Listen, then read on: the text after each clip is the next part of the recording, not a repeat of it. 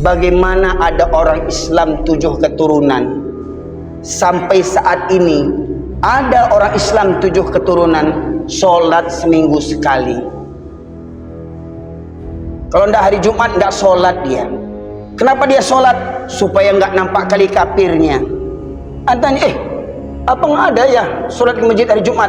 Supaya nggak nampak kali kafir awak. Cukup seminggu sekali aja lah nampakkan batang hidung hari Jumat. Ada orang Islam yang begitu, masyaallah muslimin. Islam 7 keturunan ke masjid seminggu sekali seperti orang pergi ke gereja. Ada yang begitu sampai hari ini. Maka pertanyaannya, mari tanya diri kita, benarkah kita ini orang-orang yang beriman ataukah orang-orang munafik yang mendengarkan ceramah seperti orang-orang munafik mendengarkan petir hingga mereka menutup telinganya? Ini kajinya ini menyinggung saya, ini kajinya menyuki kada orang aja, ini kajinya kasar, kajinya nggak ada lemah lembutnya. Karena apa? Karena tersinggung perangainya, masyaallah muslimin. Asyhadu an la ilaha illallah wahdahu la syarika lah wa asyhadu anna Muhammadan abduhu wa rasuluhu alladzi la nabiyya ba'da. Allahumma salli wa sallim ala nabiyyina Muhammad wa ala alihi wa sahbihi ajma'in. Qala Allah Ta'ala fil Qur'anil Karim, a'udzu billahi minasy syaithanir rajim. Ya ayyuhalladzina amanu taqullaha haqqa tuqatih wa la tamutunna illa wa antum muslimun. Amma ba'du, masyaallah muslimin sidang jamaah Jumat rahimakumullah. Mari senantiasa kita memanjatkan puji syukur kepada Allah disertai dengan ketaatan amal ibadah kepada Allah Subhanahu wa taala.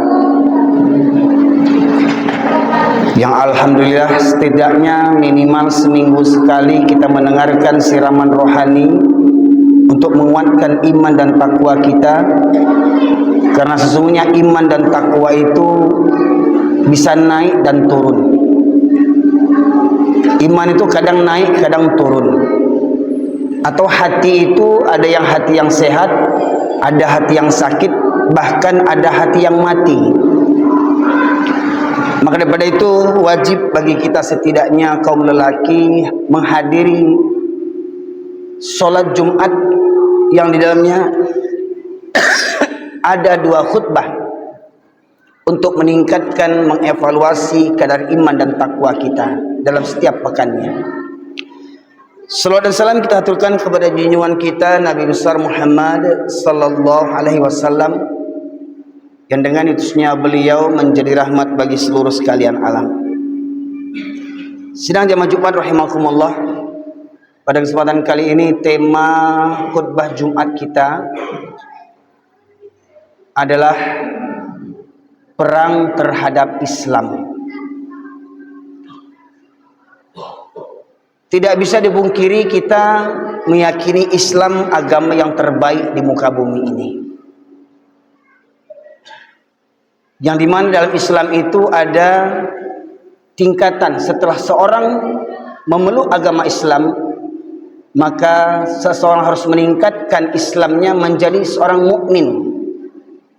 Di awal mereka menjadi seorang muslim, setelah menjadi muslim mereka harus menjadi orang yang mukmin. Maknanya apa? Orang yang muslim belum tentu beriman. Orang yang beriman sudah pastilah dia Islam. Makanya kalau disebutkan hari ini, hari Jumat ini, kalaulah orang-orang Islam itu beriman, maka sholat Jumatnya akan penuh masjid-masjid. Tidak ada lagi laki-laki yang beragama Islam tetap berada di luar, bersantai-santai, berleha-leha. Kalau mereka orang yang beriman, maka niscaya mereka akan menghadiri dimanapun masjid yang terdekat baginya. Maka semoga kita yang hadir pada kesempatan kali ini merupakan orang-orang yang membuktikan iman dan takwanya kepada Allah Subhanahu wa taala, dan semoga rahmat Allah ini senantiasa menyertai kita sampai akhir hayat kita. Kenapa saya sampaikan perang terhadap Islam? Karena kita harus sadari masyaallah muslimin, ketika kita memilih Islam sebagai agama kita, maka konsekuensinya kita harus siap berhadapan dengan musuh yang tidak kita cari. Tetapi musuh itu Allah sediakan untuk kita, untuk menguji di antara kita siapa yang benar imannya dan siapa yang dusta.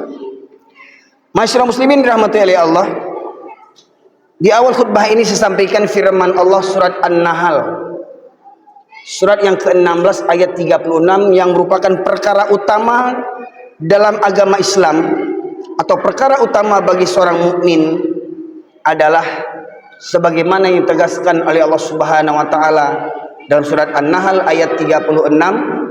Allah berfirman, a'udzubillahi minasyaitonir rajim, wa laqad ba'atsna fi kulli ummatin rasulan an i'budullaha wajtanibut taghut. Dan sungguh telah kami utus pada setiap umat para nabi yang menyerukan sembahlah Allah dan jauhilah tagut. Jadi dakwah semua nabi sejak zaman Nabi Adam sampai Nabi Muhammad sallallahu alaihi wasallam, satu misi dakwahnya, yaitu mentauhidkan Allah, mengesahkan Allah, hanya menyembah Allah satu-satunya Tuhan dan mengingkari tagut. Maknanya apa? Orang yang tidak beriman kepada Allah, orang yang tidak taat kepada Allah, berarti dia beriman dan taat kepada tagut. Dan tagut itu adalah tandingan Allah Subhanahu wa taala berupa iblis, yang pada hakikatnya iblis itu adalah makhluk yang lemah yang tak punya kuasa kepada manusia. Jadi sebagaimana misi para nabi mengajak semua manusia untuk beriman hanya kepada Allah saja, dan itulah yang harus kita teruskan selaku orang-orang yang beriman, untuk menyampaikan kepada generasi penerus kita, terutama kepada anak-anak kita. Wahai anak-anakku, ya, seperti mana Nabi Ayub berpesan kepada anak-anaknya ketika datang tanda-tanda sakratul maut kepadanya. Apa katanya pesannya kepada anaknya? Ma ta'buduna min ba'di. Wahai anak-anakku, kalau ayah mati nanti, siapa yang kalian sembah nak? Akankah kalian tetap menyembah Allah Subhanahu wa taala? Hari ini kita masih hidup dan kita saksikan bagaimana anak-anak kita. Sudahkah semua anak-anak kita menjalankan sholat? Sudahkah anak perempuan kita menutup aurat? Sudahkah istri yang kita bimbing, yang kita pimpin menjadi istri yang solehah? Maka kitalah yang bisa menilainya, masyaallah muslimin. Mau anak seperti apa yang kita lahirkan, yang kita didik. Karena anak itu ibarat kain putih, tinggal kita yang menentukan apa yang kita tulis di kain putih itu. Ya, kalau keburukan yang kita tulis di kain putih itu, maka anak kita pun akan menjadi buruk perangainya. Kalau kita salah mengajar mendidiknya, maka anak-anak kita pun akan menjadi salah di jalan Allah Subhanahu wa taala. Masyaallah muslimin yang dirahmati oleh Allah, setelah kita memilih Islam sebagai agama kita, maka konsekuensinya seperti mana saya katakan, Allah berfirman dalam surat Al-An'am, surat yang ke-6 ayat 112, a'udzubillahi minasyaitonirrajim, wa kadzalika ja'alna likulli nabiyyin aduwan syayatinil insi wal jins. Dan demikianlah kami jadikan bagi setiap nabi, kami jadikan untuk setiap nabi musuh-musuh dari kalangan jin dan manusia.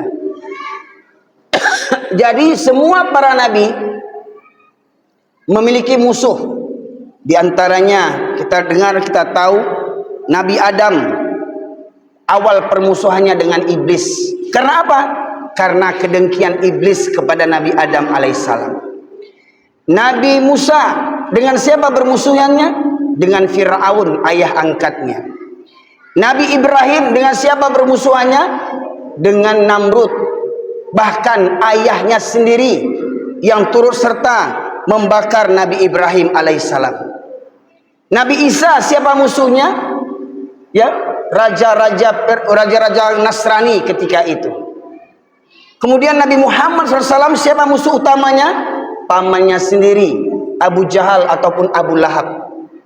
Maka kalau kita ingin memilih Islam sebagai agama kita, raditu billahi rabba wa bil islami dina wa bi Muhammadin nabiyya wa rasulah, kita redha Allah sebagai Tuhan kita, Rabb kita, Islam sebagai agama kita, Muhammad sebagai Nabi dan Rasulullah, maka konsekuensinya sebagaimana Nabi Allah jadikan musuh-musuh untuk mereka, maka kita semua pun pasti akan punya musuh. Jadi jangan mimpi, Pak, saya kan orang-orang baik, saya nggak cari musuh. Memang kita nggak cari musuh, Allah datangkan musuh untuk kita. Contoh, kita hanya untuk meningkatkan diri kita saja beribadah ke masjid, macam-macam cerita orang. No, lihat tuh, si fulan itu so alim, ya, sok suci, ya, banyak kata-kata yang merendahkan ketika seorang yang taat kepada Allah disebut sok alim, sok suci, ya. Masyarakat muslimin rahmati oleh Allah, maka Allah melalui Rasulullah SAW mengajarkan kepada kita agar setiap pagi dan sore mengamalkan zikir pagi dan sore atau kalimat-kalimat uqriyah, ayat-ayat uqriyah, diantaranya surat Al-Falaq, ya, min syarri ma khalaq. Kita mohon perlindungan kepada Allah dari ciptaan Allah. Ciptaan Allah berupa binatang-binatang yang membahayakan, orang-orang yang iri dan dengki, yang senantiasa iri dan dengki kepada kita. Kita tidak pernah berbuat masalah, tetapi pasti ada orang yang iri dan dengki kepada kita, ya. Itu sudah sunatullah masyarakat muslimin. Jadi jangan mimpi kalau kita tuh tak punya musuh. Ketika kita berada dalam kebaikan, pasti akan banyak musuh kita, ya. Tapi ingat, selagi kita berpegang teguh kepada jalan kebenaran, berpegang teguh kepada Al-Quran dan Sunnah, ketahuilah kita pasti akan menemukan musuh dari kalangan jin dan manusia. Masyarakat muslimin rahmatullahi Allah, selain iblis musuh utama kita, maka iblis memiliki tentara. Siapa tentara mereka? Tentara iblis orang-orang kafir, orang-orang musyrik, dan orang-orang munafik. Allah tegaskan dalam surat Al-Baqarah ayat 109, A'udzubillahi minasyaitonirrajim, waddu law takfuruna kama kafaru fatakunu sawa'a alaihim. Ya, ini Allah tegaskan dalam surat An-Nisa, masyarakat muslimin.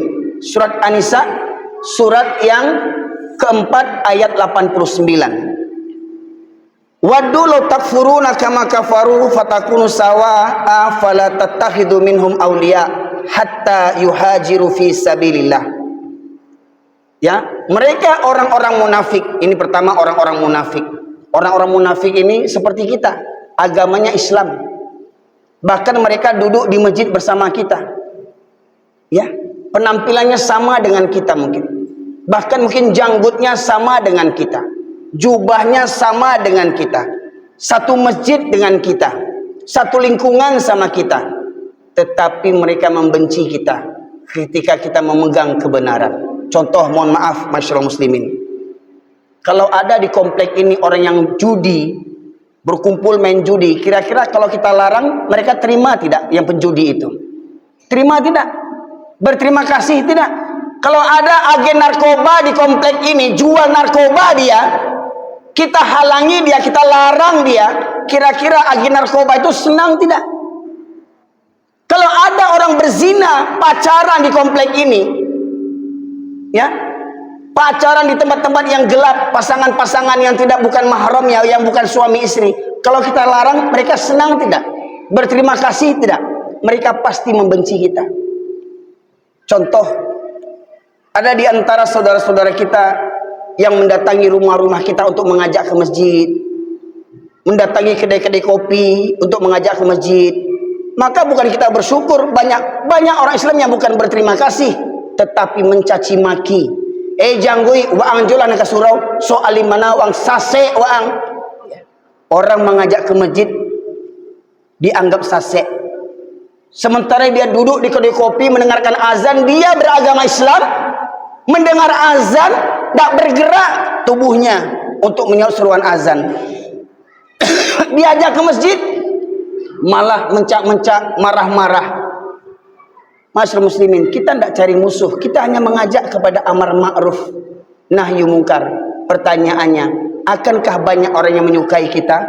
Tidak, pasti banyak yang membencinya. Jadi orang-orang munafik juga begitu. Siapa orang munafik ini? Mohon maaf.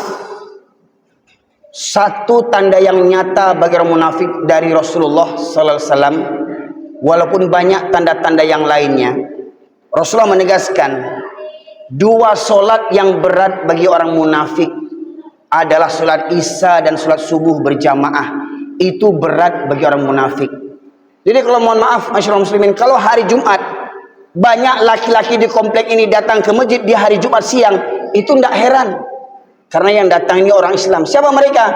Yang masang togel datang hari Jumat. Yang suka judi online, yang suka main chip datang hari Jumat. Yang pezina datang hari Jumat. Yang koruptor datang hari Jumat. Yang zolim datang hari Jumat. Tapi kalau ingin melihat orang-orang beriman, lihat waktu sholat subuh. Berapa banyak warga di komplek ini yang datang ke masjid waktu subuh? Adakah seramai ini? Pertanyaannya, kalau hari Jumat ini tidak penuh masjid kita wajar. Kenapa? Karena mungkin sebagian kerja keluar. Pertanyaan di waktu subuh. Sudahkah di waktu subuh semua pada berangkat kerja? Mohon maaf, masyarakat muslimin, di komplek ini berapa kakaknya? Di komplek ini berapa masjidnya? Di komplek ini berapa gerejanya? Di komplek ini berapa kaum musliminnya? Di komplek ini berapa kaum Nasraninya? Mana banyak kaum Nasrani dibandingkan kaum muslim? Pertanyaannya, dalam setiap subuh adakah masjid-masjid di komplek ini didatangi oleh orang-orang yang mengaku punya KTP Islam? Maka kata Buya Hamka, kalau kalian ingin melihat orang Islam, lihat waktu sholat hari raya dan sholat Jumat, maka orang Islam akan keluar. Sebagaimana saya katakan tadi itu, koruptor datang sholat hari Jumat, pezina datang, agen narkoba datang, agen togel datang. Tetapi kalau ingin melihat orang beriman, kata Buya Hamka, lihat waktu sholat subuh. Karena sholat subuh itu berat bagi orang munafik. Siapa orang munafik ini? Ngaku-ngaku beragama Islam, tapi dia benci kepada Islam. Heran, hari-hari ini ada orang yang dengar azan terganggu dia. Maka banyak protes di zaman sekarang ini, orang protes suara mik besar sekali, suara mik keras sekali. Baru di zaman ini orang protes dengan suara mik untuk azan dan pengajian. Dulu-dulu tidak terdengar itu orang protes ketika azan berkumandang. Hari ini bahkan orang Islam yang benci dengan suara azan. Bahkan ada orang yang sebagai pejabat menyamakan suara azan 5 waktu disamakannya dengan gonggongan anjing 5 kali. Itu pejabat. Pejabat yang KTP-nya Islam. Ada pejabat dikala orang bermusuhan dengan Israel, bermusuhan dengan Yahudi, pejabat-pejabat ini malah bermesraan dengan orang-orang Yahudi. Masyaallah muslimin yang dirahmati oleh Allah. Ini tipikal orang-orang munafik. Jumat siang dia datang, subuh Jumat dia kemana? Kalau memang kita beriman kepada Allah, kita punya sumpah, kita punya ikrar, asyhadu an la ilaha illallah wa asyhadu anna Muhammadar Rasulullah. Raditu billahi rabba wa bil islami dina wa bi Muhammadin nabiyya wa rasulah. Inna salati wa nusuki wa mahyaya wa mamati lillahi rabbil alamin. Bagaimana ada orang Islam 7 keturunan sampai saat ini ada orang Islam 7 keturunan sholat seminggu sekali. Kalau tidak hari Jumat tidak sholat dia. Kenapa dia sholat? Supaya nggak nampak kali kafirnya. Tanya, apa nggak ada ya sholat di masjid hari Jumat? Supaya nggak nampak kali kafir awak. Cukup seminggu sekali aja lah nampakkan batang hidung hari Jumat. Ada orang Islam yang begitu, masyaallah muslimin. Islam 7 keturunan ke masjid seminggu sekali seperti orang pergi ke gereja. Ada yang begitu sampai hari ini. Maka pertanyaannya, mari tanya diri kita, benarkah kita ini orang-orang yang beriman ataukah orang-orang munafik yang mendengarkan ceramah seperti orang-orang munafik mendengarkan petir hingga mereka menutup telinganya? Ini kajinya ini menyinggung saya ini. ini kajinya menyungkir kada orang aja, ini kajinya kasar, kajinya nggak ada lemah lembutnya. Karena apa? Karena tersinggung perangainya, masyaallah muslimin. Ini sebenarnya tidak ada kaji yang keras. Yang keras itu hati manusia itu yang banyak keras, masyaallah muslimin. Coba, bagaimana mungkin ada orang Islam 7 keturunan, sudah menjadi suami orang, sudah menjadi ayah orang, sholat seminggu sekali. Bagaimana mungkin orang Islam ke masjid cuma seminggu sekali? Maka benarlah kata tokoh Yahudi yang bernama Goldamir, apa katanya? Kita tidak perlu takut kepada umat Islam selagi masjidnya umat Islam di waktu subuh tidak seramai seperti waktu sholat Jumat. Sholat Jumat nih ramai nih yang hadir. Pertanyaannya, subuh seramai ini enggak? Kenapa orang Yahudi tidak takut kepada umat Islam? Mereka gentar apabila masjid-masjidnya umat Islam di waktu subuh bisa ramai seperti waktu sholat Jumat, masyaallah muslimin. Kenapa mereka gentarkan? Kenapa mereka menilai umat Islam dari jamaah subuhnya?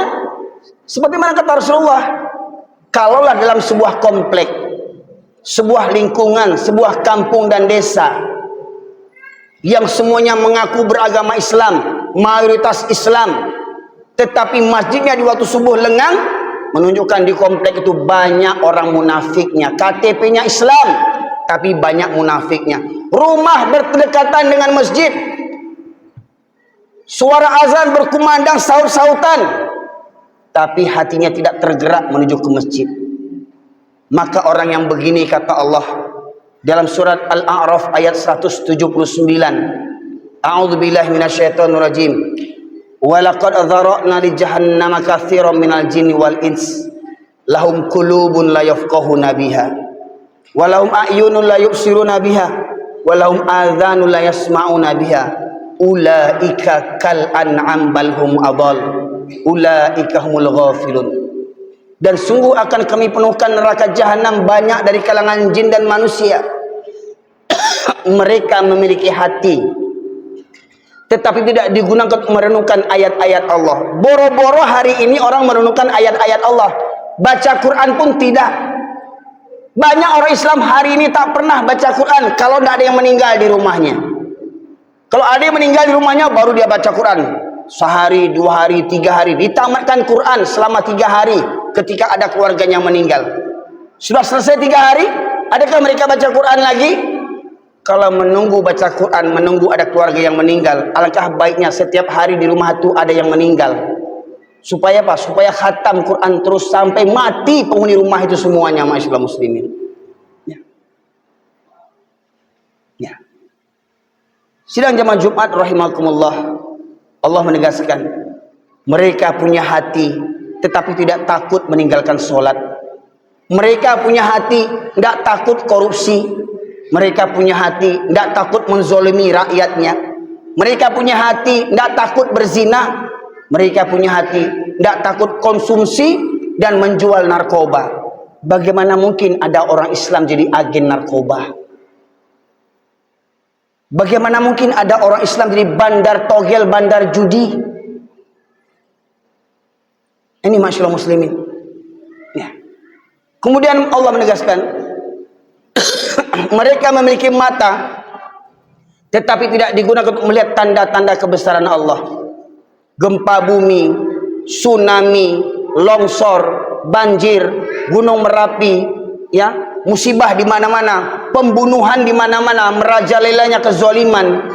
Itu tidakkah kita mengambil pelajaran daripada itu semua? Walahum adzanul la yasma'una biha, mereka punya telinga tetapi tidak digunakan untuk mendengarkan ayat-ayat Allah. Kumandang azan itu ayat Allah. Allahu Akbar, Allah Maha Besar. Hayya 'alas shalah, mari dirikan salat. Hayya 'alal falah, mari meraih keberuntungan. As-salatu khairum minan naum, salat lebih baik daripada tidur. Pertanyaannya, berapa banyak yang betul-betul bangun waktu subuh dibandingkan yang tidur? Kenapa nonton bola sampai pagi sanggup? Kenapa nonton olimpiade sampai pagi sanggup? Kenapa main game sampai pagi sanggup? Main chip sampai pagi sanggup? nonton pornografi sampai pagi, sanggup tak tidur-tidur, begadang sampai malam, tetapi mendengarkan azan tak bergerak langkah kakinya menuju ke masjid, rumah dekat dengan masjid, dengar ceramah khutbah Jumat seminggu sekali, tapi tak ada yang melekat dalam hatinya. Orang yang begini, kata Allah, ulaika kal an'am bal hum adall, mereka seperti binatang, mereka seperti binatang ternak, bahkan lebih sesat, lebih hina daripada binatang lagi. Masyaallah muslimin yang dirahmati oleh Allah. Contoh, saya berikan satu contoh. Misalkan ada kuli bangunan dapat borongan renovasi masjid. Ketika masuk waktu solat, apa kata mandornya? Hei anak buah, berhenti solat. Orang berhenti kerja, orang solat, kata bosnya, kata mandornya. Hei anak buah, berhenti kerja, orang solat. Ketika orang solat, si tukang-tukang ini tidak solat. Mereka ngobrol di luar, merokok di luar, makan di luar, solat tidak. Apa katanya? Hei, berhenti kerja, orang solat. Maknanya apa? Maknanya tukang itu bukan orang, binatang. Sudah di masjid kerjanya, agamanya Islam, tak sanggup juga mengerjakan solat. Bayangkan manusia seperti apa itu. Inilah yang kata Allah, mereka seperti binatang ternak, bahkan lebih sesat daripada binatang. Nah, semoga kiranya ingat, ini firman Allah, bukan kata saya. Surat Al-A'raf ayat 179. Pertanyaannya, kita ingin jadi manusia sejati atau jadi manusia yang bertopengkan manusia tetapi berhati binatang? Maka mari, masyaallah muslimin, mulai hari ini kita hidupkan hati kita. Segera kita menyahut undangan seruan Allah Subhanahu wa taala ketika Allah memanggil kita. Semoga kiranya Allah senantiasa melimpahkan rahmat dan hidayah kepada kita. Fa'tabiru ya ulil albab la'allakum turhamun.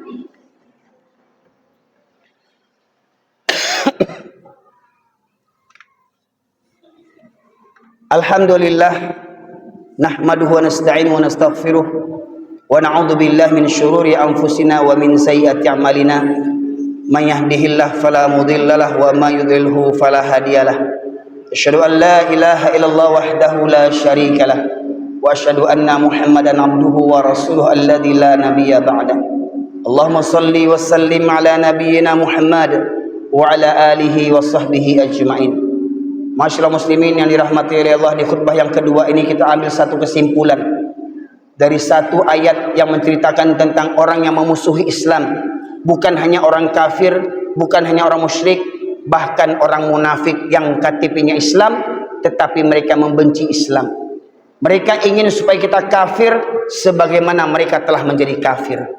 Maka marilah, orang-orang munafik itu pada hakikatnya Allah tegaskan dalam surah Al-Baqarah, fi qulubihim maradun fazadahumullahu marada.